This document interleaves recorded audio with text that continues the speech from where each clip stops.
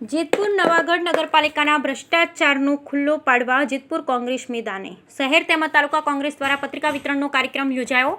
રાજકોટ જિલ્લા કોંગ્રેસ પ્રમુખ લલિત વસોયા પણ હાજર રહ્યા। પત્રિકા વિતરણ કરી લોકોને જાગૃત કરવાનું અભિયાન કોંગ્રેસ દ્વારા કરવામાં આવ્યું।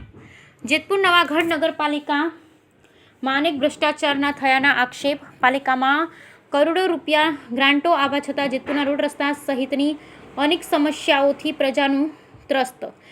આગામી પાલિકાની ચૂંટણીમાં પણ કોંગ્રેસ દ્વારા લોકોના મુદ્દાઓને ઉજાગર છે। Bureau report Ashish Patadia, Jetpur. પત્રિકા વિતરણનો કાર્યક્રમને લોકોને જાગૃત કરવાનો પ્રયાસ કઈ પ્રકારનો પ્રયાસ છે?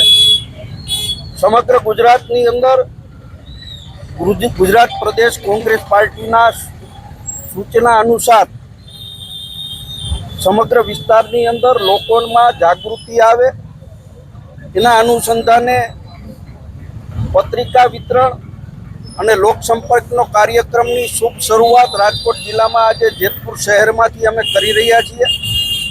જેતપુર શહેરમાં વર્ષોથી ભારતીય જનતા પાર્ટીની નગરપાલિકા છે અને નગરપાલિકા દ્વારા અનેક ભ્રષ્ટાચારો કોંગ્રેસ પાર્ટીના આગેવાનો દ્વારા ઉજાગર કરવાનો પ્રયત્ન કરવામાં આવ્યો હતો, પરંતુ ગુજરાતની અંદર ભારતીય જનતા પાર્ટીની સરકાર હોય, ભ્રષ્ટાચારીઓ સામે કોઈ પગલાં લેવામાં આવ્યા નથી। જેતપુરની અંદર કરોડો રૂપિયાની ગ્રાન્ટ આવવા છતાં પણ જેતપુર શહેરનો જે વિકાસ થવો જોઈએ, રોડ રસ્તા છે, પીવાના પાણીની સગવડતા છે, ઇલેક્ટ્રિકની સગવડતા છે, આ સગવડતાના અભાવે જેતપુર શહેરના લોકો જે પારાવાર મુશ્કેલીનો સામનો કરી રહ્યા છે એ મુદ્દાઓ ઉજાગર કરી આવતી નગરપાલિકાની ચૂંટણીમાં પણ આ મુદ્દાઓને લઈ અને જેતપુરની અંદર કોંગ્રેસ પાર્ટી લડાઈ કરવાની છે ને એના અનુસંધાને આજે અમે આ કાર્યક્રમનું આયોજન કર્યું છે।